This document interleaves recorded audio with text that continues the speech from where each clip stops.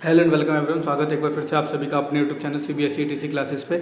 आज की इस वीडियो में हम क्लास 7th का जो चैप्टर हमारा मोशन एंड टाइम से कुछ इंपॉर्टेंट क्वेश्चन आंसर्स को डिस्कस करने वाले हैं। तो बिना किसी देरी के चलिए शुरू करते हैं। सबसे पहला क्वेश्चन अगर हम देखें तो सबसे पहले क्वेश्चन हमसे पूछा गया है, give the basic unit of speed. Basic unit of speed क्या होती है? तो बेसिक यूनिट हमारी होती है मीटर पर सेकेंड। सेकंड क्वेश्चन देखें, mention which is the most common thing in almost all clock.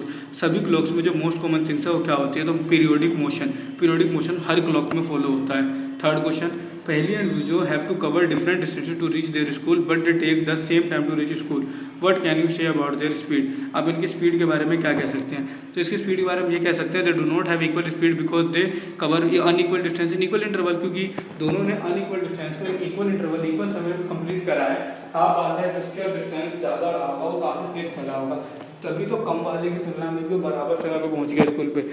Fourth question को देखो। फोर्थ क्वेश्चन में पूछा गया, if Boojho cover a certain distance in 1 hour and Paheli cover the same distance in 2 hour, who travel with higher speed. साफ सीधे से दिख रहा है भूजो ने 1 घंटे में कवर किया, पहली ने 2 घंटे में कवर किया है। तो हम सीधा कहेंगे भूजो ट्रैवल एज हायर स्पीड। भूजो की स्पीड ज़्यादा थी क्योंकि वो कम डिस्टेंस को वो ज़्यादा डिस्टेंस को जल्दी कवर कर पाई, सेम डिस्टेंस को जल्दी कवर कर दिया। A simple pendulum is oscillating between 2 point A and B shown in figure. Is the motion of the ball uniform और नॉन यूनिफॉर्म। ये जो बॉब का मोशन दिखा रखा है 8 से बीच में था, पहले ए पे गया, फिर ओ से होते हुए वो बी तक गया, फिर बी से होते हुए ओ तक आया। तो पूछा गया कि ये यूनिफॉर्म है या नॉन यूनिफॉर्म है।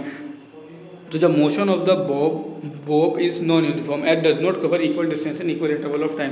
ये नॉन यूनिफॉर्म क्योंकि इक्वल नहीं है, पहले काफ़ी तेज़ी में हुआ होगा, फिर थोड़ा स्लो, फिर थोड़ा स्लो, फिर डिस्टेंस भी कम हो गया और टाइमिंग का भी फर्क पड़ता है। ठीक है। सिक्स्थ क्वेश्चन को देखें तो state the characteristics of distance time graph for the motion of an object moving with a constant speed. एक उसके कैरेक्टरिस्टिक्स बताइए डिस्टेंस टाइम ग्राफ के। तो डिस्टेंस टाइम ग्राफ होता है for the motion of an object with a constant speed is straight line inclined on x axis at some angles. X axis के ऊपर inclined होता है कुछ कुछ एंगल्स पे। सेवंथ क्वेश्चन अगर देखो, सेवंथ क्वेश्चन में पूछा गया है, name the axis that represent dependent variable. Y axis represent करता है। इस चैप्टर के हमने जो एमसीक्यू वाले क्वेश्चन करे थे उसमें एमसीक्यू में भी और फिल इन द ब्लैंक्स या फिर ट्रू फॉल्स में भी दे रखा था क्वेश्चन। इंपॉर्टेंट क्वेश्चन है, इसको मार्क कर लीजिए, 2-3 बार देखने को मिल गया है। 8th क्वेश्चन को देखें तो 8th क्वेश्चन में पूछा गया है, briefly explain how will decide which object is moving fast and which one is moving slow. अब कैसे डिसाइड करते हैं कौन सा ऑब्जेक्ट फास्ट चल रहा है, कौन सा ऑब्जेक्ट स्लो चल रहा है। If an object cover more distance in equal interval with respect to other then we can say that object is faster with the other object. अगर कोई ऑब्जेक्ट जो है कवर कर लेती है ज़्यादा डिस्टेंस को इक्वल इंटरवल्स में, तो हम कह देते हैं कि वो ऑब्जेक्ट ज़्यादा तेज चल रही है दूसरे की तुलना में। 9th क्वेश्चन हमसे पूछा गया है, if you did not have a clock. अगर आपके पास घड़ी ना हो, how would you decide what time of the day is. दिन का कौन सा समय हो। तो आप इसके लिए है ना, पुराने ज़माने में भी यूज़ होता था और इसका यूज़ अभी भी कर सकते हैं। We can decide time of the day without clock by seeing shadow formed by the sun. हम सूरज की परछाई से अंदाज़ा लगा सकते हैं कि कैसे। तो एट नून, दोपहर के समय में जो शेडो होती है सन की, वो काफ़ी छोटर होती है इवनिंग की तुलना से। ठीक है। 10वें क्वेश्चन को देखें तो show how do we measure time interval for of a month. हम महीने भर का टाइम इंटरवल किस प्रकार मेजर करेंगे। तो the time interval of a month is measured by 1 new moon to the next. जो हमारा न्यू मून होता है वो लगभग 28-29 दिन के बीच में आता है। तो उसकी मदद से भी हम महीने का इंटरवल का अंदाज़ा लगा सकते हैं। आगे बढ़ते हैं 11th क्वेश्चन की तरफ। 11th क्वेश्चन में पूछा गया है, determine the number of second there in a day. एक दिन में कितने सेकंड होते हैं उसका पता लगाना है। सबसे पहले आपको दे दिया, एक दिन में हमारे पास 24 आवर्स होते हैं और एक आवर में 3600 सेकंड होते हैं। तो 24 इंटू 3600 कर दिया, 8,64,000 सेकंड आपके दिन भर के अंदर होते हैं। आपका क्लियर हो गया।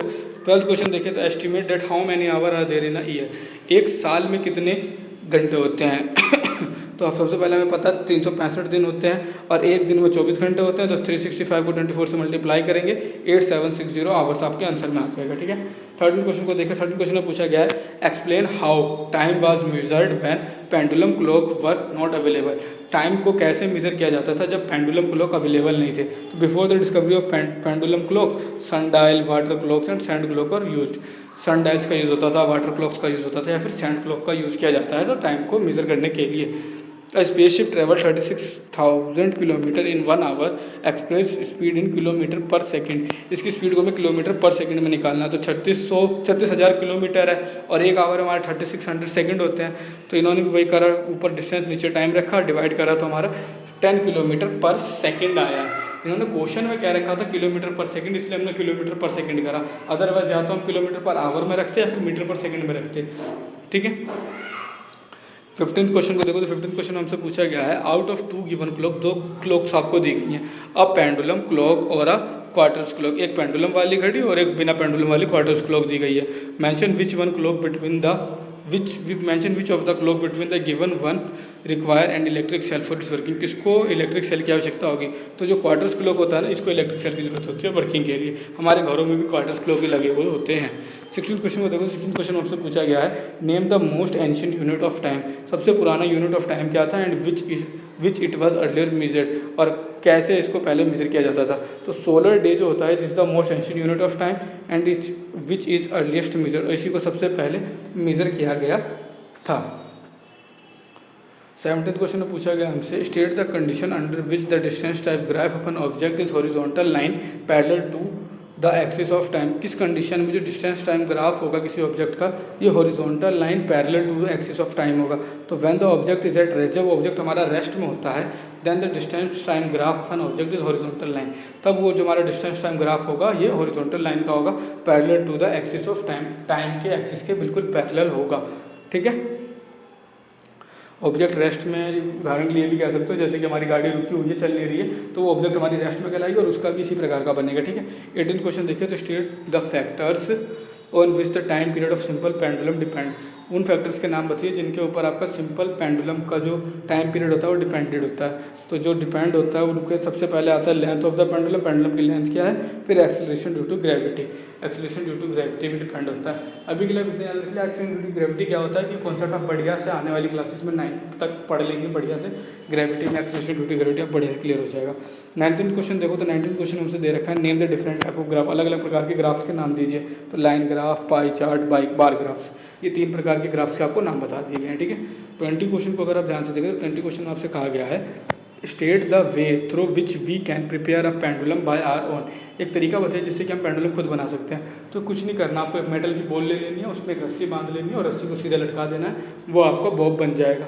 बॉब नीचे लटक जाएगा और सस्पेंडेड मेटल को cotton threads head can tight so this way we can prepare pendulum by our own, जो नीचे लटका हुआ बॉब का काम करेगा लोहा, और पूरा जो आर्टिकल हुआ है, पूरा जो हमारा वो बना ऑब्जेक्ट धागे के साथ में, तो ये पूरा हमारा पेंडुलम की तरह लटका रहेगा। ठीक है।